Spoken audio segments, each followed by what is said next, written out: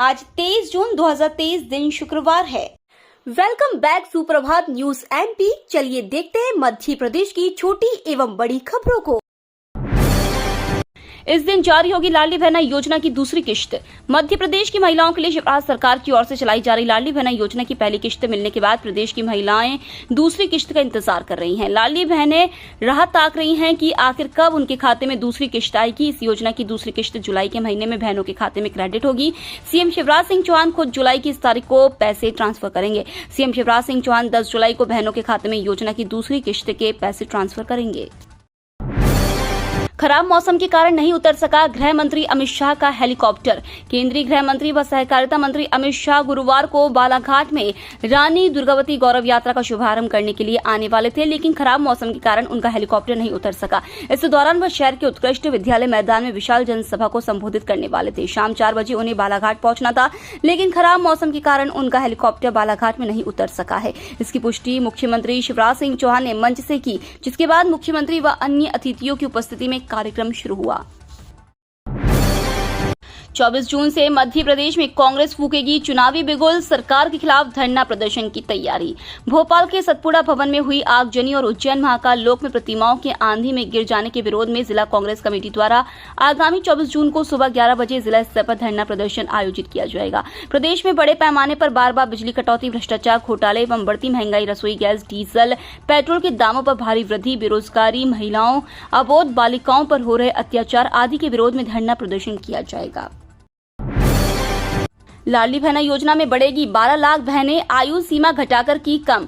मध्य प्रदेश के मुख्यमंत्री शिवराज सिंह चौहान द्वारा महिला सशक्तिकरण के लिए लागू की गई मुख्यमंत्री लाडली बहना योजना को लेकर आए दिन नई अपडेट सामने आ रही है। अभी हाल ही में एक बड़ी अपडेट सामने आई है। बताया जा रहा है कि अब लाडली बहना योजना के लिए 12 लाख महिलाओं का और पंजीयन किया जाएगा। इसके लिए आयु सीमा को भी कम कर दिया गया है। जी हाँ, जहाँ पहले आयु सीमा 23 वर्ष थी, वहीं अब उसे घटाकर 21 वर्ष कर दिया गया है। ऐसे में 12 लाख लाडली बहना और बढ़ जाएंगी।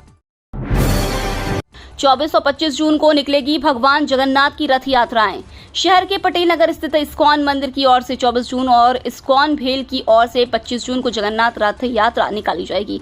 ज्येष्ठ पूर्णिमा पर स्नान के साथ ही भगवान बीमार हो जाते हैं और भगवान की ज्वर लीला शुरू हो जाती है। इस दौरान 15 दिनों तक भगवान की देखभाल होती है और भगवान विश्राम करते हैं। इस दौरान भगवान को दवा, काढ़ा सहित गर्म वस्तुओं का भोग लगाया जाता है। अमावस्या के साथ भगवान की ज्वर लीला समाप्त हुई। इस्कॉन भोपाल बीवाईसी के अध्यक्ष रसानंद दास ने बताया कि रथ यात्रा रानी कमलापति रेलवे स्टेशन प्लेटफॉर्म क्रमांक 1 के सामने से शुरू होगी। रथ यात्रा का आकर्षण रूस और यूक्रेन के भक्त होंगे। दलितों के घर तोड़े जाने को लेकर सीएम शिवराज पर बरसे कमलनाथ। मध्य प्रदेश के सागर जिले के सुर्खी में बनाए गए अनुसूचित जाति के घरों पर वन विभाग द्वारा बुलडोजर चलवाए जाने के मामले ने तूल पकड़ लिया है।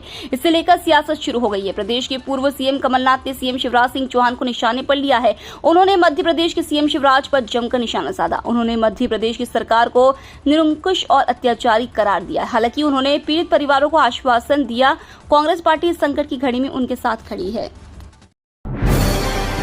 ग्रामीण क्षेत्र की 9 सड़कों पर ब्लैक स्पॉट सुधारेगा एनएचएआई। इंदौर के आसपास राष्ट्रीय राजमार्ग की प्रमुख सड़कों के ब्लैक स्पॉट की तकनीकी खामियों को एनएचएआई दूर करेगा। इंदौर की सड़क सुरक्षा समिति के तहत 6 सदस्यों की समिति ने ग्रामीण क्षेत्र स्थित ब्लैक स्पॉट का निरीक्षण कर एक रिपोर्ट तैयार की है। ऐसे में एनएचएआई 9 प्रमुख सड़कों पर बने ब्लैक स्पॉट का सुधार कार्य करेगा। कुछ सड़कों में मध्य प्रदेश सड़क निर्माण प्राधिकरण व लोक निर्माण विभाग के माध्यम से भी सुधार किया जाएगा।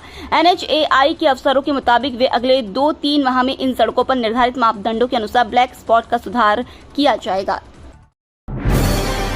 महाकाल के भक्तों के लिए खुशखबरी, 2.5 महीने में बदल जाएगी ज्योतिर्लिंग की तस्वीर। उज्जैन के प्रसिद्ध ज्योतिर्लिंग महाकालेश्वर मंदिर के परिसर की तस्वीर आने वाले 2.5 महीनों में बदल जाएगी। महाकालेश्वर मंदिर समिति और जिला प्रशासन का दावा है कि जब श्रद्धालु बदला हुआ स्वरूप देखेंगे तो उनकी खुशी का ठिकाना नहीं हो रहेगा।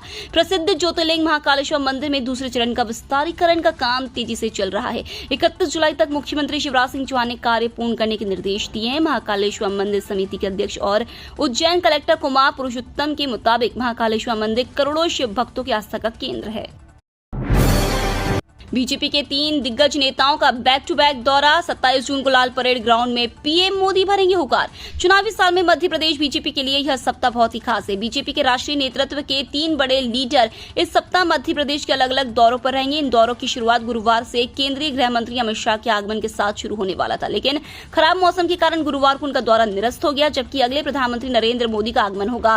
राष्ट्रीय लीडरशिप के सामने अपनी सशक्त उपस्थिति दर्ज करना प्रदेश बीजेपी के लिए किसी चुनौती से कम नहीं होगा। मध्य प्रदेश में पुराने वाहन में ईवी किट लगाकर चलाने की मिल सकती है छूट। परिवहन विभाग ने परिवहन नीति 2010 में बदलाव की कवायद शुरू कर दी है। इसके लिए एक तकनीकी कमेटी बनाई है, जिसने बदलाव के लिए होमवर्क शुरू कर दिया है। पड़ोसी राज्यों की नीतियों का भी अध्ययन किया जा रहा है। पड़ोसी राज्यों की नीतियों के बिंदुओं को भी शामिल किया जाएगा। नई नीति में इलेक्ट्रिक व्हीकल को बढ़ावा देने पर विशेष जोर दिया जा रहा है। कोई अपने पुराने वाहन को ईवी में बदल लेता है तो उसे चलाने की अनुमति मिल जाएगी और ग्रीन टैक्स में भी छूट मिल सकती है। जैसे कि शहर में 10 साल पुराने ऑटो रिक्शा को चलाने की अनुमति नहीं है, 10 साल के बाद उसे चलाने की अनुमति नहीं रहती है। यदि ऑटो रिक्शा में ईवी किट लगा दी जाती है तो उसे चलाने की इजाजत मिल जाएगी।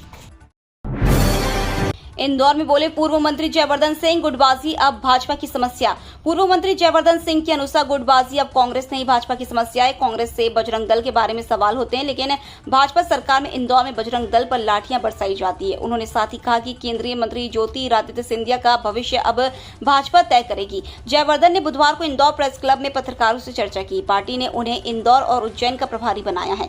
पिता दिग्विजय सिंह के अंदाज में भाजपा पर तंज करने से नहीं चूकते। उन्होंने कहा, पहले कांग्रेस में गुटबाजी के आरोप लगते थे, लेकिन अब यह भाजपा की समस्या है। यातायात सुगम करने की कवायद। बाईपास, रेलवे लाइन सहित इंदौर की प्रमुख चौराहों पर बनेंगे 21 फ्लाईओवर। इंदौर के यातायात को सुगम और सिग्नल रहित बनाने के लिए शहर में 21 फ्लाईओवर का निर्माण किया जाएगा। रेलवे लाइन, बाईपास और शहर के प्रमुख चौराहों पर इसका निर्माण होगा। वर्तमान में ITA 5 फ्लाईओवर का निर्माण प्रमुख चौराहों पर कर रहा है। NHAI बाईपास पर राउ चौराहे पर फ्लाईओवर का निर्माण कर रहा है। बाईपास पर 4 अन्य स्थानों पर फ्लाईओवर के लिए मिट्टी परीक्षण शुरू हो चुका है। आने वाले 2 सालों में शहर में यातायात की सूरत बदल जाएगी, क्योंकि शहर में प्रमुख चौराहों पर फ्लाईओवर बनाए जाना है। निर्वाचन आयोग की वेबसाइट पर दी है तारीख। PSC ने फिर भी हटाया प्रश्न, उठे सवाल। राज्य सेवा परीक्षा 2022 के उत्तर कुंजी से डिलीट किए गए 2 प्रश्नों के उत्तर पर उपजा विवाद खत्म होने का नाम नहीं ले रहा है। PSC ने परीक्षा में पूछा था, मध्य प्रदेश राज्य निर्वाचन आयोग कब अस्तित्व में आया। राज्य निर्वाचन आयोग की आधिकारिक वेबसाइट पर आयोग के गठन की तारीख 1 फरवरी 1994 दी गई है। अभ्यर्थियों ने इसके हवाले से अब PSC पर निशाना साधा है। JH में धूल खा रहे 60 वेंटिलेटर, फिर भी और खरीदने के लिए निकाले टेंडर। जया रोग अस्पताल के स्टोर में 50 से अधिक वेंटिलेटर धूल खा रहे हैं। कोविड में मिले इन उपकरणों को खोलकर भी नहीं देखा गया। और इधर गजराजा मेडिकल कॉलेज प्रबंधन ने नए वेंटिलेटर खरीदने के लिए टेंडर जारी कर दिए हैं, जबकि विभागों में आवश्यकता के अनुसार वेंटिलेटर, मॉनिटर, मल्टीपैरा और NMC के नियमानुसार डिफाइब्रिलेटर की उपलब्धता बताई जा रही है। इसके बाद भी GRMC के परचेजिंग कमेटी द्वारा जेम पोर्टल पर टेंडर जारी किया है। इनमें इन्हीं सब मशीनों की खरीद के लिए बिड आमंत्रित की गई है। उसके लिए भी समय महज 10 दिन का दिया गया। इसी तरह से मानसिक आरोग्यशाला में खरीद के नाम पर गड़बड़ी की गई है। बुंदेलखंड के मंत्रियों का मनमुटाव दूर करेगी बीजेपी। बुंदेलखंड से आने वाले मंत्रियों का मनमुटाव दूर करने के लिए भारतीय जनता पार्टी ने प्लान बना लिया है। 27 जून को प्रधानमंत्री नरेंद्र मोदी मध्य प्रदेश के दौरे पर रहेंगे। ऐसे में प्रदेश शासन ने बुंदेलखंड से आने वाले मंत्रियों को प्रधानमंत्री नरेंद्र मोदी की अगवानी और विदाई की जिम्मेदारी दे दी है। मध्य प्रदेश शासन द्वारा बुंदेलखंड से आने वाले मंत्रियों को दी गई इस जिम्मेदारी को उनके मनमुटाव से जोड़कर देखा जा रहा है।